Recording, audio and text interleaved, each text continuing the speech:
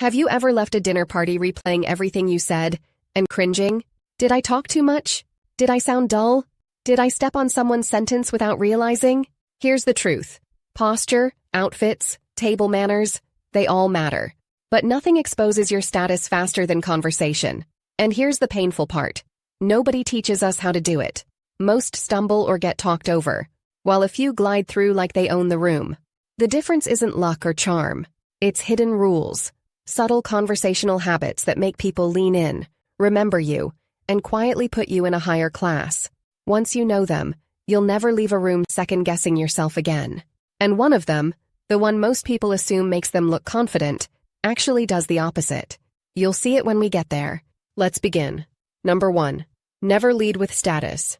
High-class conversations never start with job titles, salaries, or luxury purchases as the opener. Think of it like perfume. A little whiff halfway through the evening? Intriguing. Spraying the whole bottle in someone's face as soon as they say hello? Social asphyxiation.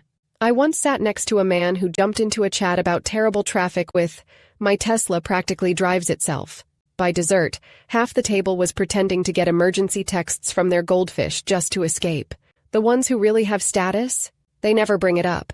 They're too busy talking about the wine, the weather, or their stubborn dog. That's why they feel magnetic. They don't reek of desperation. Number 2. The rule of the gentle echo. There's a trick refined people use that almost no one notices. They echo, just a little. Not the parrot kind. Nobody wants to feel like they're being mocked. It's the gentle echo. Someone says, "I've just come back from Kyoto." You smile and repeat, "Kyoto?" Just that one word. It does two things at once. It shows you're listening, and it hands the microphone back without grabbing it.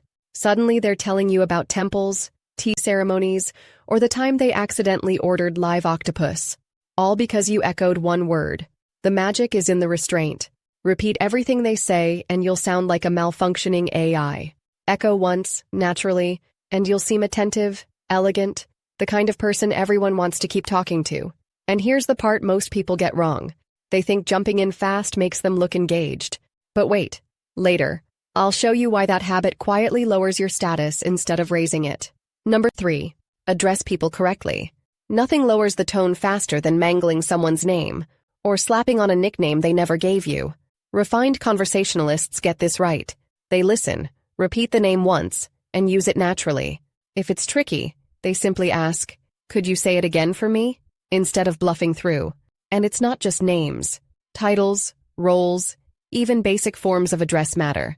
Call a doctor Mr., or assume a Mrs. when she's not, and you've quietly signaled you weren't paying attention. Getting it right shows presence.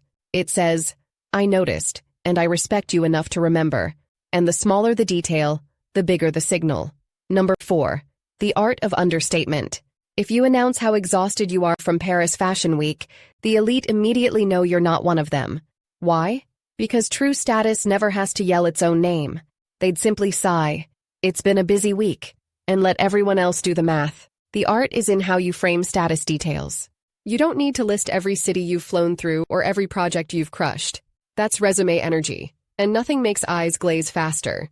Understatement is playful. It drops just enough for others to connect the dots.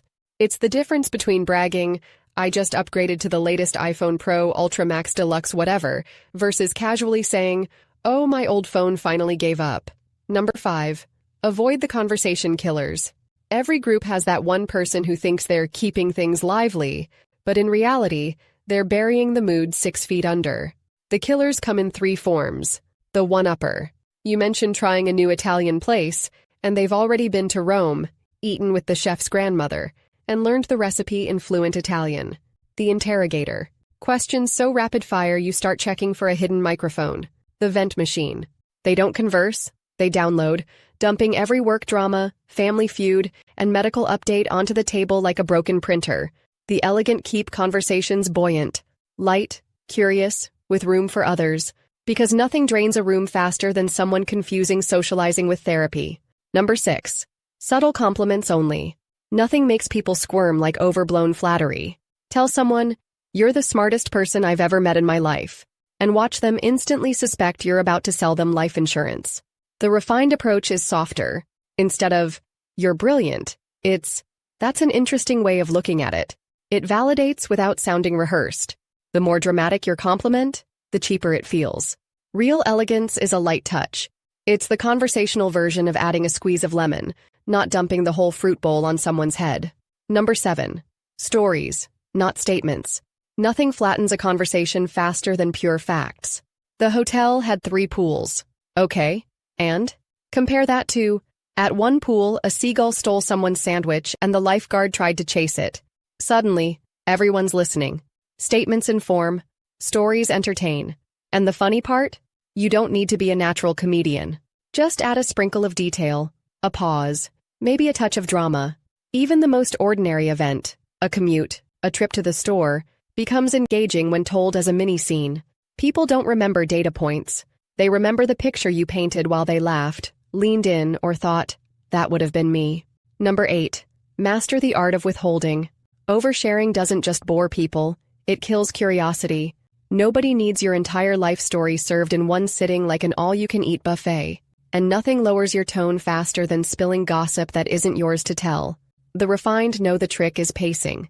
A half-finished detail, a pause before the ending, just enough for someone to ask, wait, then what happened? That's elegance. And if pressed to reveal something private, they know how to sidestep with grace. Think Downton Abbey. That secret isn't mine to share. It shuts the door without slamming it. And suddenly, you look like the most trustworthy person in the room. Because mystery makes you magnetic. Reveal everything or everyone at once and people lose interest. Hold something back and they'll lean in closer. Number 9. Retreat gracefully. Most people don't end conversations. They let them die slow, painful deaths. The laughter fades, the eye contact drops, and suddenly you're both staring at your drinks, praying for a fire drill. The elegant never let it get that far. They exit while the energy is still alive. A warm smile, a line like, I've so enjoyed this. Let's continue another time. And they're gone before the slump arrives. Think of it as leaving a party. You don't wait until the host is wiping down counters in their pajamas. You leave when the music's still playing. That way, the memory of you stays bright, not awkward and lingering by the empty snack table. Because in conversation, as in life, the last impression is the lasting one. One slip and you're the bore, the bragger, or the person everyone avoids eye contact with while pouring wine. But follow these hidden rules, and suddenly people lean in, laugh more, and walk away thinking, I don't know why, but I really liked them. And the best part? You'll never leave a dinner party replaying every word and cringing again. So tell me, which of these hidden rules do you see broken most often? Comment below, like this video, and don't forget to subscribe for more.